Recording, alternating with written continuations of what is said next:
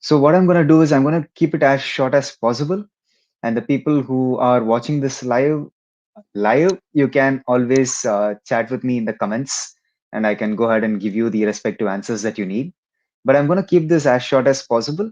I'm going to go ahead and add my screen, and the layout is going to change in a moment. And I'm going to share some key important points, and then let's go through it. I have it already written down. Okay. So let me go ahead and share my screen. You should be able to see my screen right now. So let's start with this topic as to how you start your career in DevOps. And I would like you to think about all of these questions that you are seeing on the screen right now. You know, it's very, very important because there are a lot of freshers with the same question, and there are a lot of industry people who are right now trying to switch their domain from some other domain like testing or from system administration or Linux administration to the space of cloud and DevOps. So this is in something in regards to starting your career in DevOps. We will have a similar video probably sometime around next week in regards to how to start your career with cloud-based technologies and so on. Okay. So, but this is for DevOps. So the first question that I would like all of you guys to think is how an application is being developed. What kind of practices are you using? Are you using the monolithic architecture, or are you going with a microservice based architecture, or are you going with some of the patterns of serverless, where you are refactoring your application to support serverless based methodologies in terms of app development? And now you can think to yourself, Akshay, DevOps is more about CI/CD, IAC, and configuration management and all that. But why do you say that, think about how an application is developed? And the reason I say that is because DevOps is nothing but developer and operations. And developer is the is non-existent, right? You don't study the development aspects, and you always think to yourself, if I do a CI/CD pipeline, that's all DevOps is all about. Of course not. You need to think like a developer to be a really good DevOps resource. And then comes the operation part of it, which is only 40%. But you need to understand how applications are developed, which is the 60% aspect, according to me, in regards to how I have crafted my career throughout the last 4 years to be in this position right now. So the first thing is think about how an application is developed.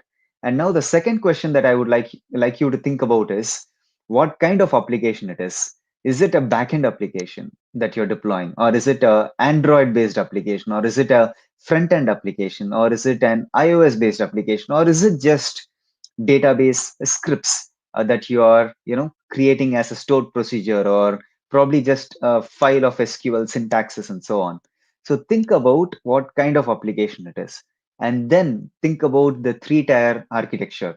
Think about how you would create a highly available fault tolerant network for your three-tier architecture, and then think about how you would possibly expose your front-end application to the outside world. There are multiple strategies, and how you would possibly deploy your front end application, and then how this front end application integrates with the backend, and how you can deploy your backend application. What kind of programming language are you going to use? And then whether that backend application is developed using monolithic practices, whether it's a very big monolith, or whether you have segregated it into different microservices, and how these microservices integrate with each other in terms of API calls or application programming interface calls. And then how do you host your database, and how do you deploy your database scripts? These are all things that I want you to think about before even going towards the operations side of things as part of DevOps. And the next thing is, I want you to think about how the integration or the interaction between the layers happen. How does the front end talk to the back end? How does the back end talk to the database? How are your API calls created? You can have an API called slash students to list all the students, but you can also have an API called slash students that would allow you to create new students. So I would like you to think about how you would possibly use the HTTP methods of get, put, post, patch, delete, and so many other methods in terms of the interactions between the microservices, or or the interaction between your backend, your database, and so on. And how would you also go ahead and create the CRUD operations, which is create, read, update, and delete. Whether you are creating new records, or whether you are reading some records, or whether you are updating any records in your database, or whether you are deleting any records in your database. I want you to think about all these things. Okay. And then comes as to what are you deploying? You are deploying an application, but what kind of application is it? Is it just a standalone Java application? Or is it an enterprise Java application with a web page? Extremely sorry, I think I just logged out. Yep. And then whether it's a Spring Boot application with Spring MVC in place, or whether it's a .NET application, or whether it's a Python application, or whether it's a Golang application, I want you to think about all these things. Let me see if the live is continuing. Yep, I think it's continuing. Beautiful. Okay. So once you think about how you are deploying and what kind of application it is, I'm just going to move around my cursor so that this laptop doesn't sleep off. It's my office laptop, so I can't modify that setting. So after thinking about all these things, then comes as to how what is the strategy that you would possibly use to deploy an application. I want you to think about that, whether your application is just going to be hosted on virtual machines, or whether you're possibly going to use a cluster of virtual machines with a new strategy called as Docker installed, which works with microservices based applications, and the new normal of deploying applications where I think at least 30% to 35% of the world has moved towards Kubernetes, which is a cluster of virtual machines that is running the Kubernetes software, which has a control plane and a data plane. And we have a very nice video on the Tamil Cloud channel in Tamil for getting started with Kubernetes with EKS. I would highly ask you to take a look at that. So once you think about the strategy of how you are going to deploy your application, it could also be, if it's serverless, you could also think about how you would do it with Lambda and API gateways and DynamoDB in terms of the entire serverless framework or serverless stack. Once you have thought about it, next question that I want you to think about is, where are your applications going to be running? Are they going to run on on-premise based infrastructure? Probably when you consider banking or financial domains, you have OpenShift, which is Red Hat's product, which is a layer over Kubernetes, but has some enterprise features in it. Are you going to use on-premise in terms of OpenShift for container orchestration, or you're possibly going to use just virtual machines created in your on-premise environment? Or are you going to use cloud-based platforms like Amazon Web Services, Microsoft Azure, and Google Cloud Platform? And even in that, are you going to use an IaaS or infrastructure as a service-based offering? Or are you going to use a platform as a service-based offering, something like Elastic Beanstalk on AWS, Microsoft App Service on Azure, and Google App Engine on GCP platform? I want you to think about all these things. And then comes, once you have decided the kind of, where your application is going to run, and probably it's on premise or cloud, I want you to think about how you would possibly create that infrastructure, whether you're going to use some IAC tool like Terraform or Pulumi or CloudFormation or ARM templates or Google Deployment Manager using Jinja 2 and Python based scripts. Are you going to use any one of these technologies to create your infrastructure? And there are benefits behind doing something like this. You have organization wide governance and compliance. You also can create modules which are reusable in nature. You can create infrastructure that is immutable in nature, that you can just create and destroy. It's like cattle.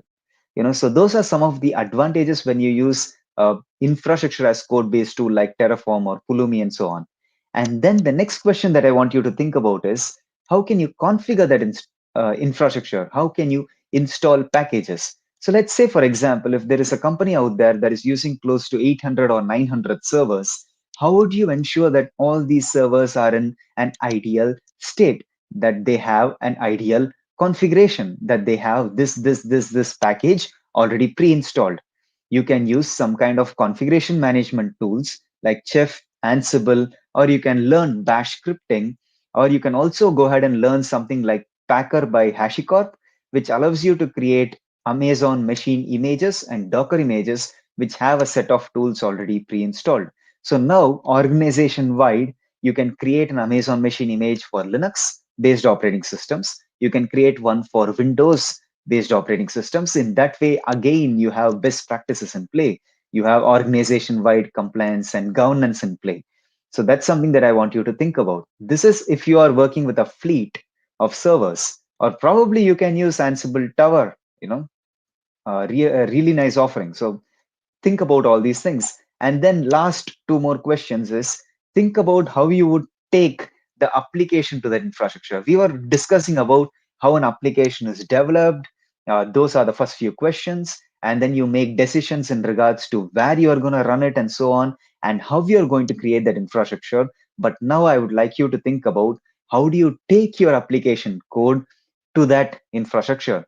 You can use any CI/CD tool out there. You can learn any one and then learn one after the other. Something like learn Jenkins or learn GitHub Actions or learn GitLab CI or learn Bitbucket pipelines or Azure DevOps or AWS Code Suite. Learn any one of them and then do POCs or proof of concepts on the others. After 4.5 years of being in the industry or in the IT industry, I still take the efforts to talk to my close friends. I would like to do a shout out to Sriram and Sri Balaji, who are my close friends who motivate me every single day to do more POCs.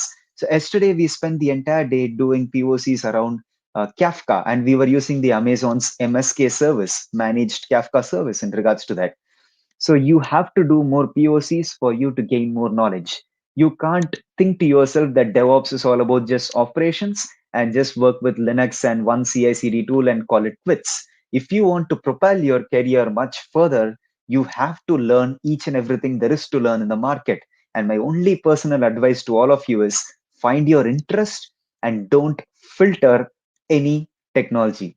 Don't think whether I can learn this particular technology or whether it's going to become outdated in a few months, or whether it would bring down my career and so on. This was a question that I got today morning in the Telegram channel of Tamil Cloud. So what I would suggest is, don't filter any technology. Learn anything there is to possibly learn and keep becoming better, so that you get a better salary, so that you can take care of your families much better and you don't have much commitments out there. There are a lot of people who have education loans. There are a lot of people who have loans that were taken by their father or mother. For them, I would just suggest, keep studying, be consistent, do your hard work, earn a really good salary, pay back all of those loans, and live a good life. You are only going to go ahead and concentrate about your own life and how you set up a family and how you take care of your kid, because you know that education is pricey. You know that by the time that your kid finishes school, you're going to spend 15 lakhs. You know that by the time that your kid goes to college, you're going to spend 2.5 lakhs per year. How would you be able to spend that 2.5 lakhs if you're only earning 6.5 lakhs or 7 lakhs? I would like all of you guys to go ahead and think about all these things on the non technical side. And one final question that I want to think about is security.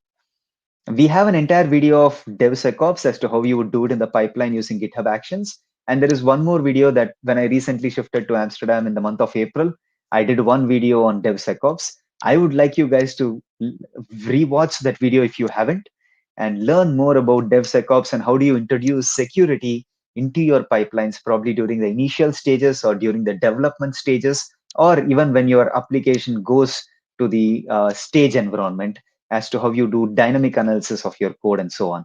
I would like you to also think about security. So with just these set of questions, now you have the right answers as to how to start your career in the space of DevOps. You start by thinking about the first question and you end by thinking about the last question. And then once you are wrapped up with all of this, the industry is always going to keep bringing in more technologies. I'm going to keep growing in my professional front. The people that you talk to are going to keep moving in their professional front.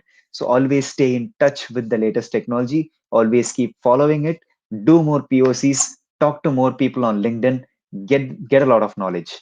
And the above is the basics. And you can possibly learn that from scratch, probably from Code Cloud platform. A huge shout out to Mumshad. Probably you can get it on a Black Friday sale for 3,000 a year, and they are bringing out many new courses, and they are also bringing out cloud sandboxes sometime next year. So it's going to be really amazing for all of you to learn more from Code Cloud and become a really good DevOps engineer. But just remember to yourself, Code Cloud is only going to give you the basics. Code Cloud is only going to help you get started. But what I would like all of you guys to do is do more proof of concepts, try more new tools, try out, read the official documentation. Half of us forget to read the documentation. Read the documentation, do the exercises, do the labs, and then do a small project or reach out to me for a small project, and then put it on your profile, on your resume, and get the job in the DevOps space after doing all of this, and no shortcuts for you to propel your career further. And the duration that this would possibly take is if you spend 1 hour a day for the need to know aspects and for all of your POCs, you're probably going to complete all of this within 6 months or 7 months of time. And then you could possibly take another 2 to 3 months to work on a small project or do more POCs and so on. But the three important things are labs, practicals, and use cases. Start small, probably with just the first question, and I've given you the answers over here. Start small and improvise over a period of time, improve your career over a period of time, and then bring in the creativity, because DevOps is not something which you do in a said way. DevOps is a mindset, it is a process. You can do it in any way that you want to, but you should have good practices in play. You know. So with this, I'll possibly end this live. I'll just go on to some of the questions that possibly is there in the chat box, and then I'll wrap up. So I'm just going to stop my screen share. Okay, let's see. I think we just had only one comment from Tamil hackers. Can you send this doc? Do you know Tamil or not? I do know Tamil. And the only reason I do it in English is because we have a lot of subscribers from outside of India and not only from within India. And more so, the reason why I do it in English is because you can get some insights in regards to how to form your sentences. And the way that you do that, you can clear a lot of really good companies' interviews. You can't walk into an interview or you can't walk into a placement as a college student and say that I would like to talk in Tamil or I would like to talk in my regional language. You will possibly not get a job. If I was the hiring manager, I wouldn't give you a job if you talk to me in your regional language. And the reason is because most of the companies back in India do work for companies in the US, do work for companies in UK. We have so many service oriented companies, and the only way that you can scale your career is by learning the English language and communicating really well. Okay. So one more question I see from Swaminathan Bala is, as a fresher, good to start with DevOps? Yes, of course. So there is no criteria that as a fresher or as an experienced person only you can start with DevOps and all that. If you are really good, you can easily crack an interview which is for a 2 years experienced person or even a 1 year experienced person, and you can get a job. Just keep doing the hard work to become good. Don't think about that only experienced candidates are being hired for DevOps and all that. You make sure that you become an experienced candidate and then you get a job. Very simple. I would say just only concentrate on your career and don't think about the factors that are around you. Okay. So will there be more remote DevOps engineer jobs in the future? Yes, of course there are.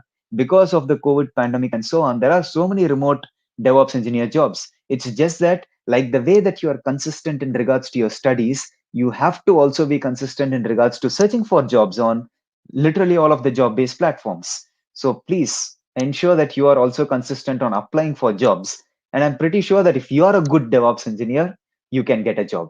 But ensure that you become good. Okay. So Alavandan is asking, please create a video for application run Kubernetes. So Alavandan, if you see our course material, we have one for ECS, but soon we will try to go ahead and work towards, a full application deployment on Kubernetes. But we already have one on the Tamil Cloud channel that is coming every Monday, Wednesday, and Friday, if I'm right, for ECS based deployments. And should web dev learn DevOps? Yes, of course, Dharmic, web developers should also learn DevOps. Like I said, for anyone who's working the software engineering or software development domain as a front-end developer or a back-end developer or probably a database administrator, for them, cloud and DevOps is an added advantage. Why wouldn't you learn that if you know that with that knowledge you can get 15 lakhs in just 2 years of experience or 20 lakhs in just 3 years of experience? Why wouldn't you learn that? So don't ask questions in regards to whether someone should learn something and then see where you can apply it. That's my only advice. It may come out harsh, but that's my only principle in life is to keep learning and then see where I can apply it rather than thinking about whether I should learn it or not. So Dharmic, for you, you should learn DevOps if that's what you want me to say. And the headphone I'm wearing is, yes, a Sony headphone. Yeah. but I'm not sure about the model. Yeah, so Karthik is asking the AWS course is enough to clear solutions architect. I would probably say that for the new version of the exam, I would still ask you to take a look at my course because it's completely practical in nature also, and you have a lot of use case scenarios. But if you want to clear the exam, I would suggest three more steps. I would ask you to go through Stefan Marek's course content just through a revision. I would ask you to do a lot of practice tests on different platforms like Tutorials Dojo or BrainCert or WizLabs and so on, and then go through Jayendra Patel's blog, and then go ahead and clear your exam. So Karthik, that's the solution for you. Go through my entire course and then go ahead and also revise Stefan Marek's course for the exam based bullet points, practice test, and then go ahead and write your exam. But ensure that you get above 90% on the practice test and then go for the exam. Otherwise, please don't write the exam. Okay. And Dharmik is, how do you find remote startup? I don't know, man, because I am working for a company that has close to 1,600 employees.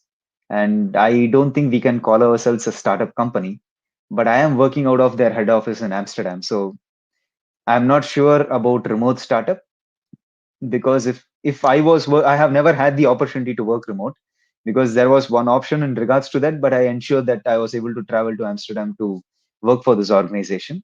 So I'm probably not sure how remote startup would be, but I guess you can always go ahead and put out this question on LinkedIn, and a lot of people would give you replies. You know, so I'm just possibly going to wait for another 2 more minutes for any other questions, and then I'm going to wrap up. So Vignesh is asking, is there any certification as of now offering discounts? I'm not exactly sure, but you can join the Tamil Cloud Telegram channel. And if suppose there is any certifications, in terms of discounts and all that, or any certification vouchers, I'm pretty sure that Suresh Kumar will take the efforts to, put it on the Tamil Cloud Telegram channel. You know. Okay. Do you know any particular event like GSOC for students? Uh, I'm not exactly sure, but yes, you can go ahead and look at Girl Script, Summer of Code.